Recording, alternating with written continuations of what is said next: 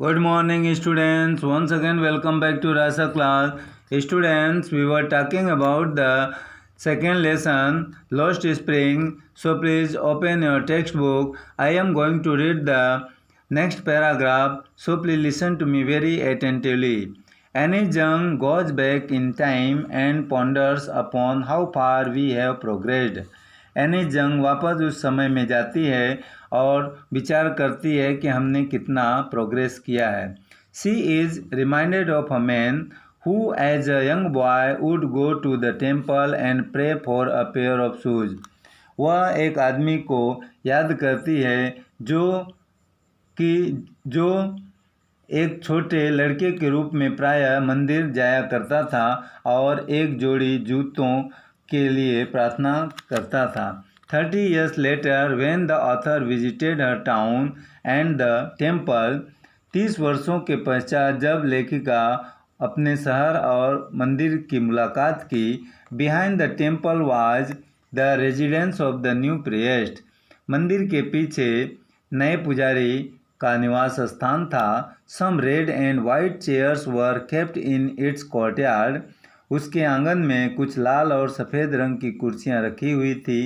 And a boy was sitting there, और वहाँ पर एक लड़का बैठा हुआ था। He was wearing socks and shoes, वह जूते और मोजे पहना था। The writer was reminded of the boy, लेखिका उस लड़के को याद करती है। Who prayed that he should never lose his shoes, जिसने प्रार्थना किया था कि अब वह अपने जूतों को नहीं खोएगा। But she is pained by the fact, परंतु वह सच्चाई से दुखी होती है। That the rag pickers were still shoeless, कि कचरा बीनने वाले अब भी बिना जूते के थे। The writer speaks of Seemapuri which though at the periphery of Delhi. लेखिका सीमापुरी के बारे में बात करती है जो कि दिल्ली के एक क्षेत्र में आता है। Is miles away from it, वहाँ से मीलों दूर है। The place is occupied by स्क्वेटर्स from Bangladesh, इस स्थान पर बांग्लादेश से आए हुए लोग कब्जा किए हैं। हु केम हियर इन 1971, जो यहाँ 1971 में आए थे। They live in mud structure with roofs of tin and tarpaulin, way tin और टारपोलिन की छतों से बने हुए उस धूल भरे क्षेत्र में, यानी उस घरों में या नमूनों में रहते हैं। The place has no drainage system और रनिंग वाटर, वहाँ पर पानी के बहाव का कोई साधन नहीं है। मोर than 10,000 rag pickers have been living here for the past 30 years, अंतिम 30 वर्षों से यहाँ पर 10,000 से अधिक लोग कचरा बीनने वाले लोग रह रहे हैं। They have no identity at they have valid ration cards, उनके पास पहचान पत्र नहीं है, फिर भी उनका नाम राशन कार्ड पर है। And their names are on the voter list, और उनका नाम वोटर लिस्ट में है। Not having any identity does not bother them as long as they have food and don't have to sleep on empty stomach, उनके पास पहचान नहीं है, यानी पहचान पत्र नहीं है, इससे उन्हें कोई फर्क नहीं पड़ता।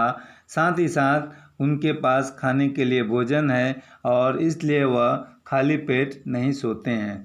They have forgotten the green fields of their country, वह अपने देश के उन हरे भरे खेतों को भूल चुके हैं। As they were unable to subsist on them, क्योंकि वह उन पर जीवित रहने योग्य नहीं है।